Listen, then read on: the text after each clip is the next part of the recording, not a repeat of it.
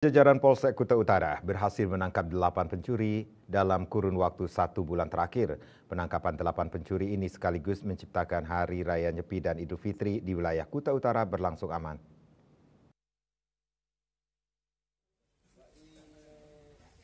8 tersangka ini ditangkap unit Reskrim Polsek Kuta Utara di waktu dan tempat berbeda.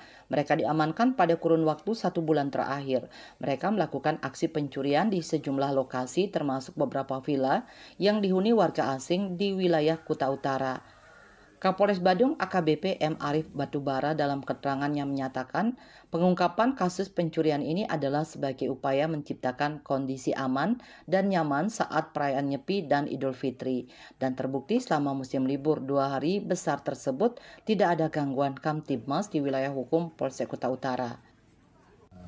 Selama kegiatan pengembangan sebelum suasana mudik, para pemudik yang akan meninggalkan Bali maupun yang meninggalkan rumahnya Astungkara, alhamdulillah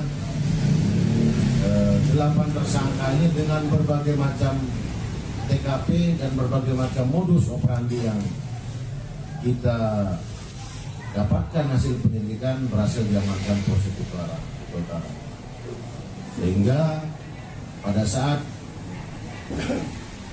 perayaan Idul Fitri, khususnya masyarakat yang melaksanakan mudik keluar dari Bali sedikit tidak terlalu was-was karena rata-rata mereka TKP-nya ada di Kuta Utara.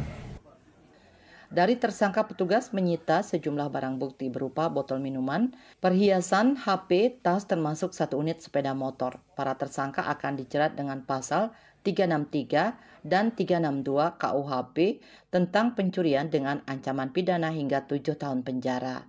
Raiswantara, Bali TV.